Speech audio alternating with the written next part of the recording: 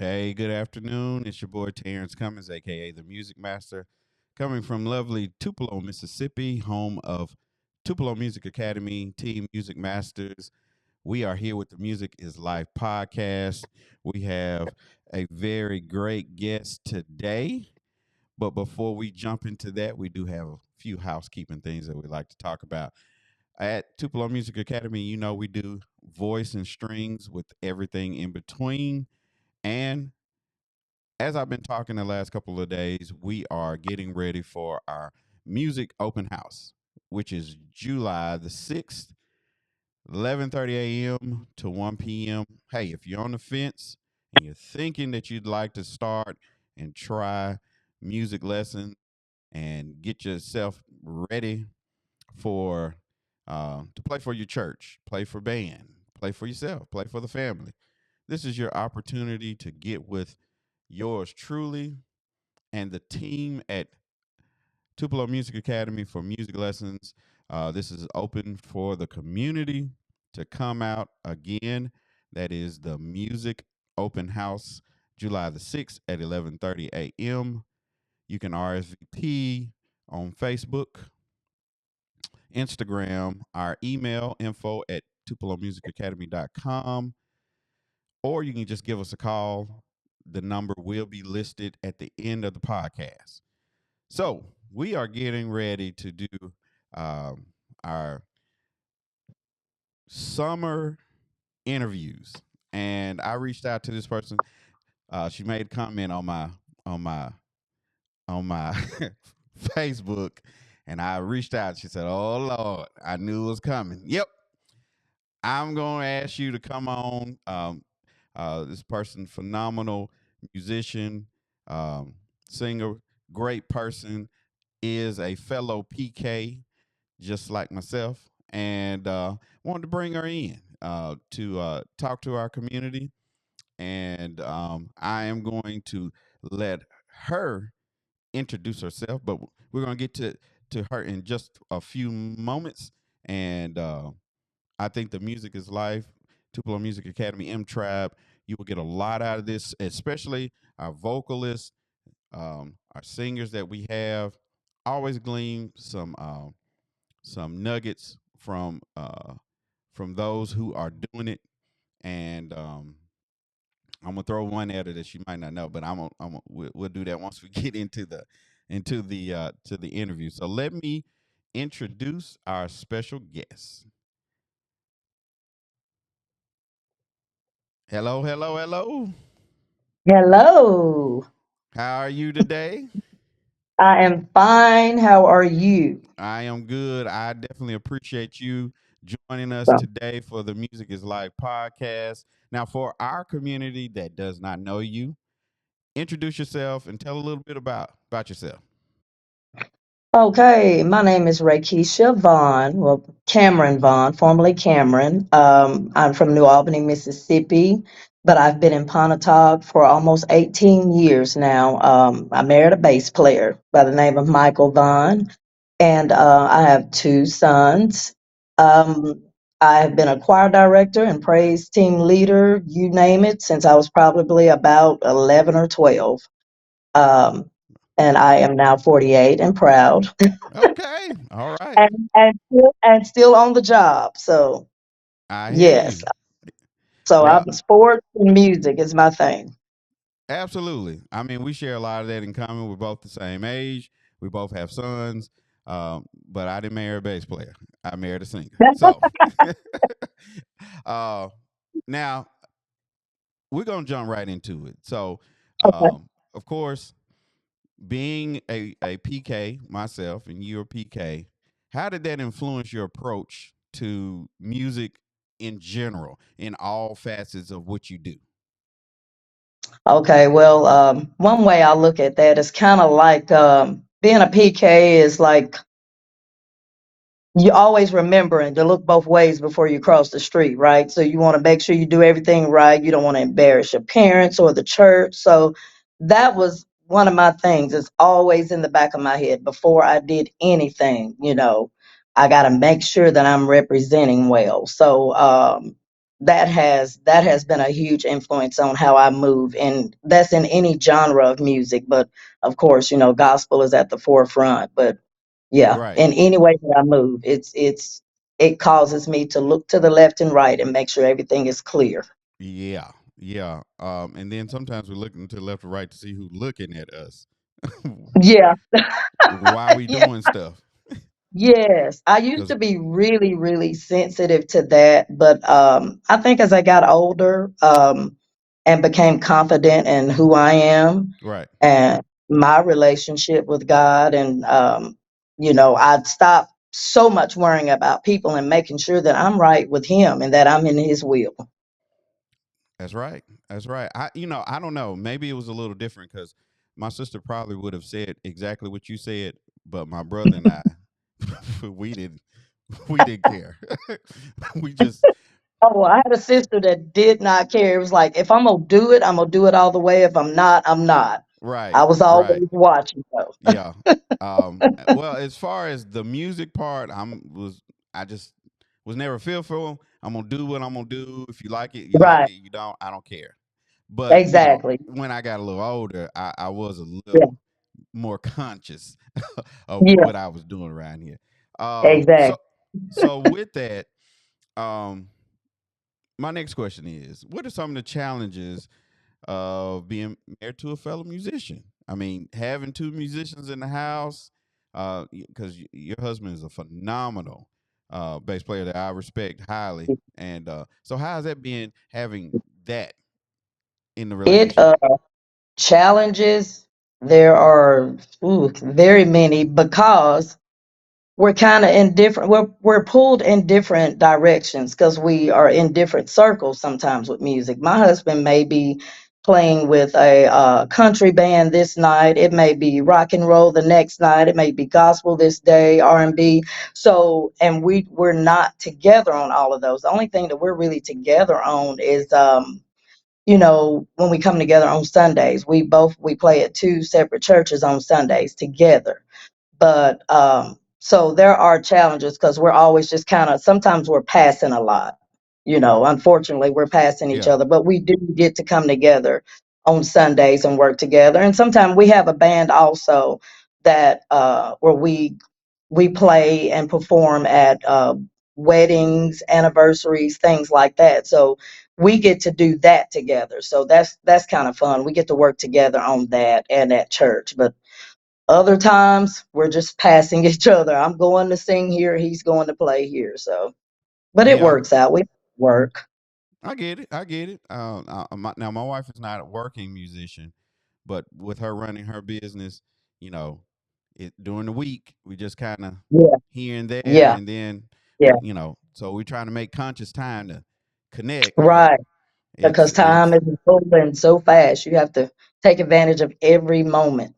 right, right, right, right. So, um, now on the does that ever things cross over in the professional thing? Hey, we're working together, but we also married.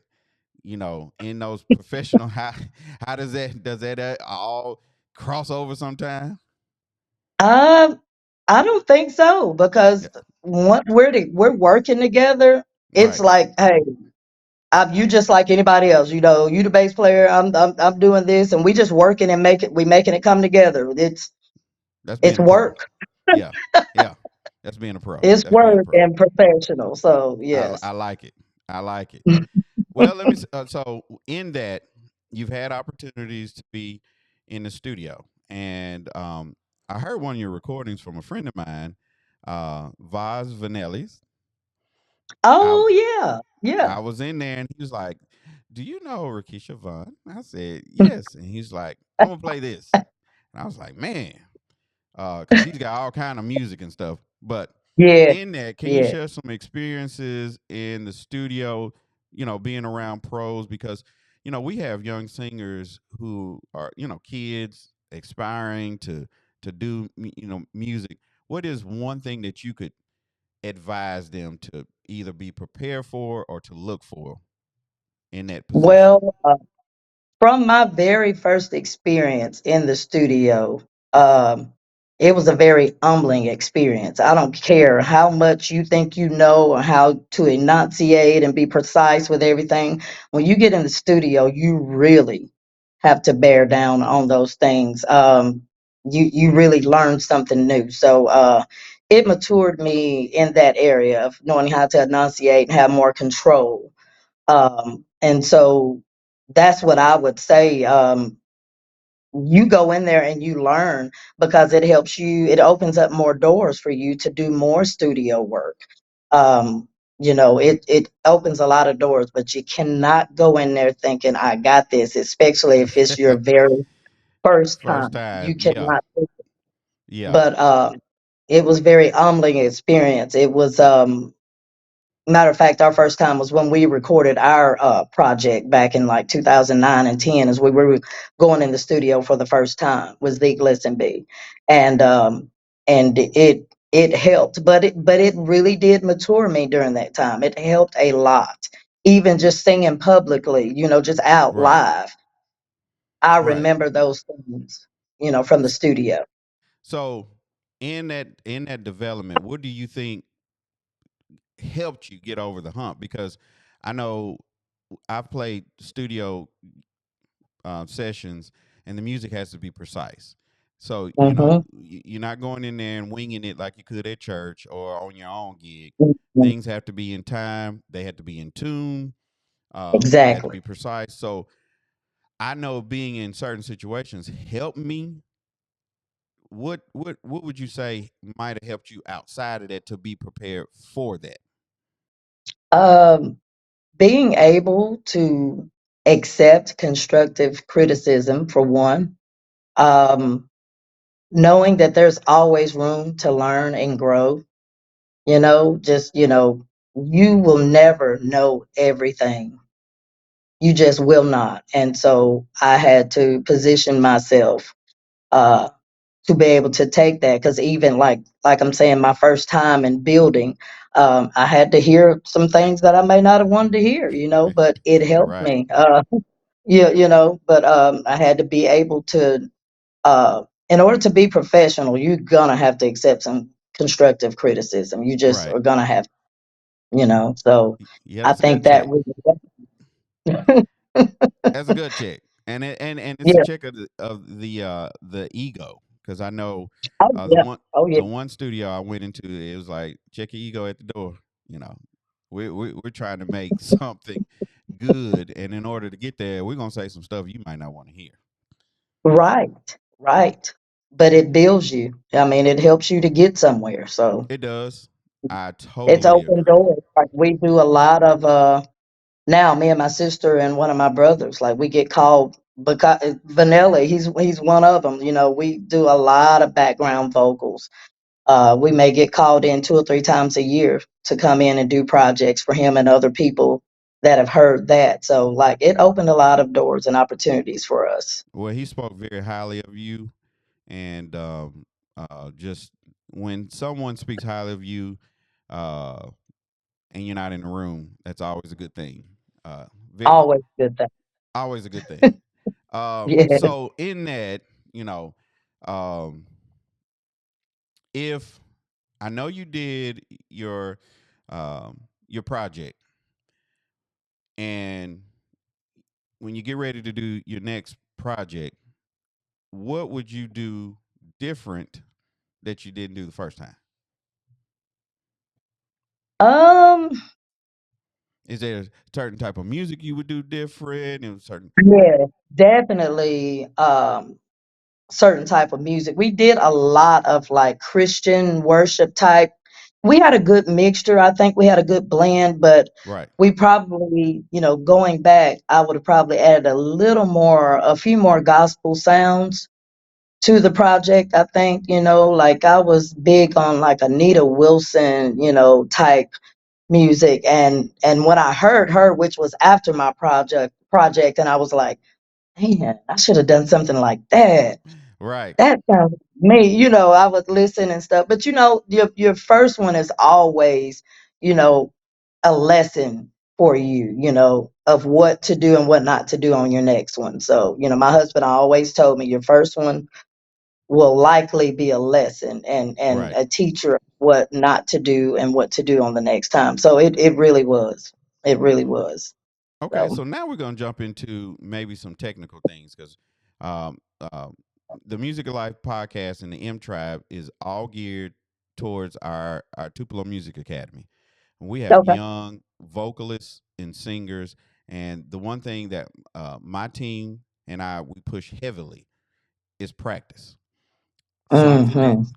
kids don't want to hear. They want to come in and feel like, hey, well, even some adults feel like it'll happen overnight. Can you give some advice on the approach of practice and rehearsal and what it takes to get, yourself there? Listen, it's simple. It sounds cliche, but practice really does make perfect. You I have done this on my own. I have supposed to go somewhere and thinking I'm ready. Well, I kind of know that, and I ain't got to listen to that. And you get there and it's some new stuff, and you got to learn on the spot. I often tell choir members, praise team members, even 23rd Psalms, because we've gotten to where we've kind of started moving again. So um, you can never practice too much. Now, you need to be able to relax and enjoy it because Right. when you're on stage, you want it to come off like that. Your performance will reflect exactly how you're feeling. So if you're 100. not confident in it, that's how it's going to come off on stage. So 100%. yes, yes. So you need to practice, practice, practice, rehearse every time. Oh gosh, we don't want to rehearse. I don't want to rehearse, you know, but it's Right. needed. You It have to do. You have no choice. I know when my mom would take on Saturdays was our choir time, and we would be in Yeah, there for hours. yeah, One or two songs over and over. But then when it was time um, to, and I'm not gonna say perform, but when it was yeah, time to yeah. to to present, we were Yes, ready because she put us to the fire yeah, during the rehearsals. Um, we didn't rehearse like rehearsal. We rehearsed like we was gonna go on stage right right, then, and it was like, don't miss no key, don't miss no beat. That's got to be right. on. And I feel like with our students, that's we try to push that, and people don't see the importance of. I was going back. I was looking at two people, Michael Jackson and Prince, and they talked Mm-hmm. about their work ethics. And Oh yeah, Michael practiced in his. I was looking at Smooth Criminal. He practiced in that white suit. He said he wanted to know how to move in that suit, and he would do. exactly. They said he would do a gesture over and it might be one Yeah, over and okay. over, and you could tell. Yeah. So with the rehearsal, It I needs to agree be with you tried and true. 100%. Yeah. Um, so with the all right, so you dealing with the choirs. Where do you see a lot out of the? Well, let me change this a little bit. Okay. Me and you have gone through dispensations of church, and right now we in a change. What do Hmm. you see the forecast of where we're going in church? Where do you see that going? We're definitely not any choirs, and you've resulted to really just a praise team, sometimes two or three. Um, there's a loss of interest in it. It may be because there's laziness that has set in. People are just not interested in it, so they don't want to do the work. So, hey, I just don't want to do it. Um, I'm still pushing at the age that I am now, still pushing a choir. I Yeah, will have two in each section on stage every now and then, and we'll sing a full choir song. And I love that. you know, and it's hard. And then the next Sunday, I may have a full choir. We're still trying to hang on to a choir, but we still have a praise team and a choir. But I'm worried because I don't see that much, in a lot of churches. It's like a lot of them have given up on a choir because they can't get anybody to join the choir. Well, and And and that's why I'm just such a big advocate of music and the yeah, environment of music and inspiring. the community to see there are people out here who still love it, still have a Yeah, passion for yeah. it. Um, and I want to instill that in our children. And that's why we went through a phase where my brother and there was another young man that we worked with. We trained them. They became good. I'm doing it again with Mm-hmm. nieces and nephews and my son Yeah. in order to get them there. But I have started to see young people come different. Like they're coming with music, but it ain't the way we used to do it. Oh I, gosh. are you dealing with that as well? Oh, absolutely. Absolutely. It's it makes me feel like I'm the old head in the room now because because it's like, they want it microwave. They want it. I mean, it's just there is no work ethic anymore. It's just not there.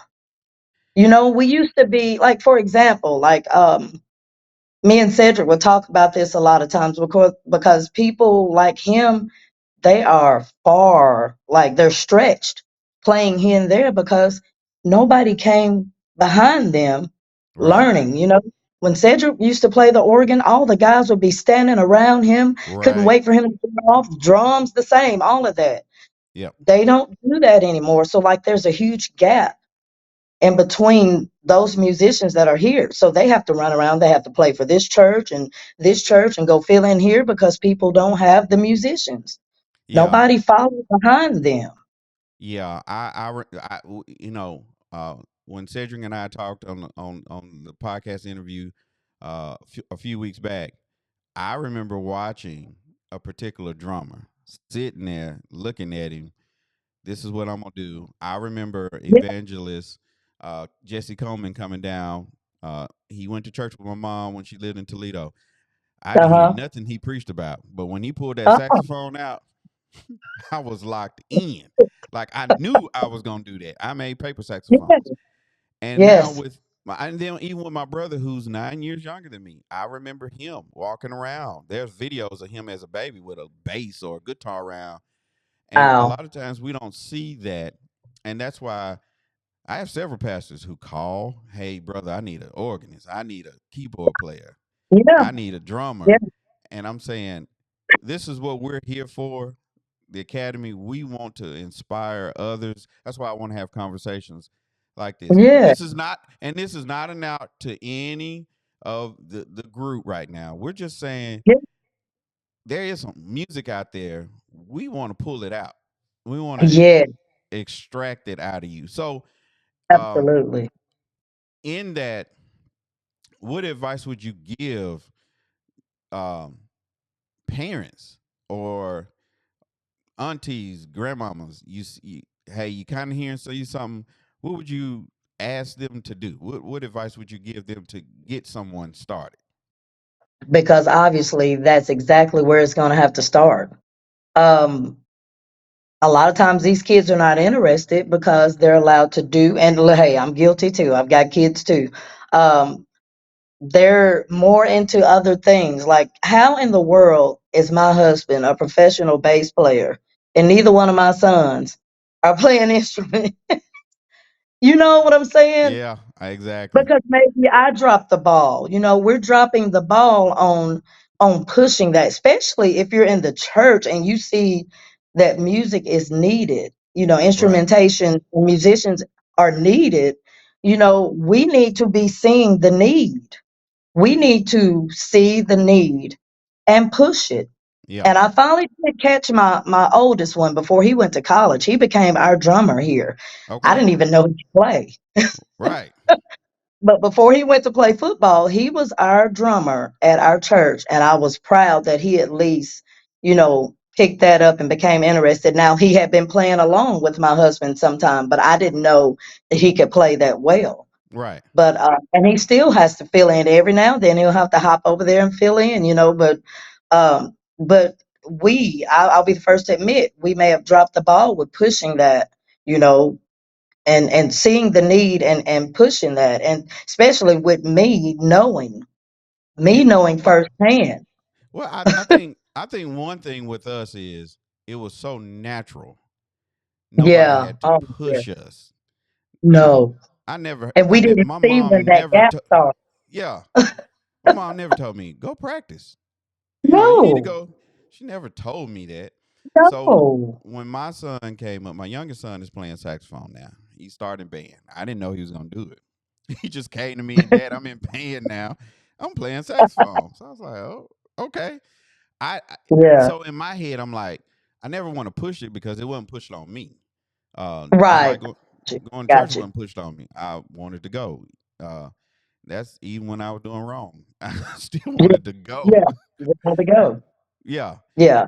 So it may But be something that encourage, I guess, may right, be the word, um, because my baby boy, no, my oldest, he tried drums and band, right, and he did it for 2 years. But football and basketball kind of took the front row on right. that. So then he just kind of left it alone. But he still kept it, kept that interest to where he could do it if he needed to do it.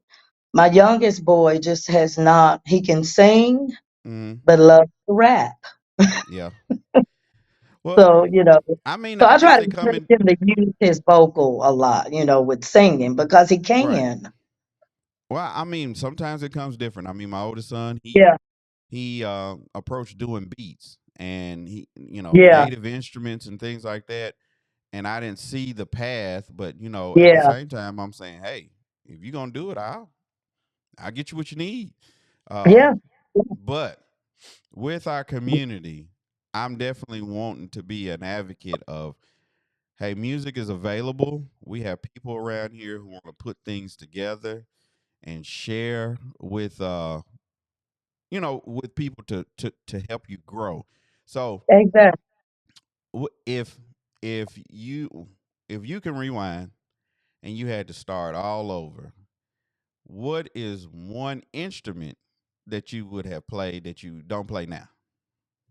The organ. Ah, yeah. Oh my gosh. Me and Cedric started out at the same time messing with the organ. We didn't have an organ player. We were kids. Okay. He kept going with it. And I was like, I ain't got patience for this. I'm gonna get on back over here.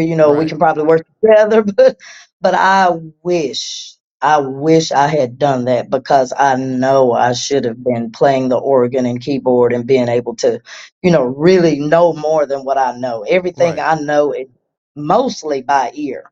I'm Yeah. having to kind of learn things now, being the praise and worship leader. Um, at the FUMC in Tupelo Right. on the invitation on their uh lost my word on their contemporary side. That's what I'm Okay. trying to get. But anyway, so you have to be kind of the band director, but of course that's where my husband comes in and he helps me with those things that I Right. may not know. So that's pushing me somewhere, pushing me out of my Absolutely. comfort zone and pushing me somewhere that I should have been a long time ago, actually. Well, I But the mean, it's organ, yeah, Oregon, but it it's does continuous support. learning. You're always gonna pick up some Mhm. things. I mean, Oh, I'm yeah. I'm right there with you. So what Yeah. I decided to do was I own a school.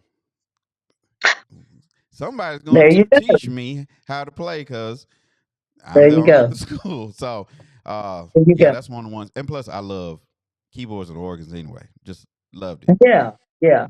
Yeah. Second or third behind saxophone and drums. But anyway, I still Yeah. love it. I All got right. you. So, where can they find if you're out? Where can they find you? Church gigs? Where can they find you?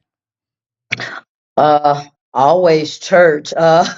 On Sunday mornings at Church in the Now Ministries. We're here in New Albany on 203 Oak Street. We have 10:30 service.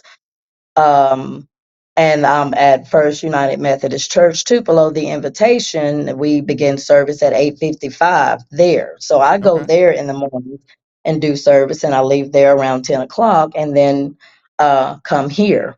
So Okay. I'm always here. Um, you may see me at somebody's wedding. You may see me at a Juneteenth, Right. celebrations. I'm Music always life. with Music somebody. life.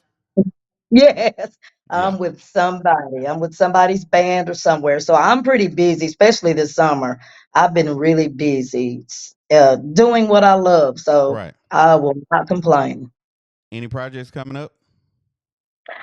I hope so because 23rd Psalm, we have not sang together probably 10 years. Mm, And somebody just asked for us out of the blue last year in Boonville to perform or to present at a banquet. They've right. asked for us again this year, and we'll be traveling to North Carolina in August to sing. Oh, Like man. we've been rehearsing again. We've been coming back together, you know. So That's a who blessing. knows? Yes, Yeah. It's a it blessing. is.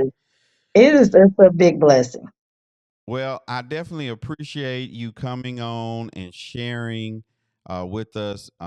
Always good to speak with a fellow PK, especially one that's as Yeah. talented as you are in music. Well, thank you so much. Appreciate you sharing and sit tight. I'm gonna wrap up and I'll be right back with you. All right. So we definitely appreciate Miss Rheakesha for coming on and being a part of the Music is Life podcast again. July the 6th, 11:30 a.m. We have open house. We want you to come out, bring your family, bring your friends, meet some of the staff. We have a great staff at Tupelo Music Academy here at 1186 Cliff Gookin, Suite A in lovely Tupelo, Mississippi. I will be there. I will be your host. Take you around. Again, shout out to Miss Rheakesha Cameron Vaughn for being on the Music is Life podcast, giving us some energy, giving us some outlook for our vocals, for our singers, for our choir leaders, and just people in music. We appreciate our time. I thank you. I'm your boy Terrence Cummings, aka the Music Master. This is the Music is Life podcast, sponsored by Tupelo Music Academy and Team Music Masters. Y'all be blessed. Ladies and gentlemen, boys and girls.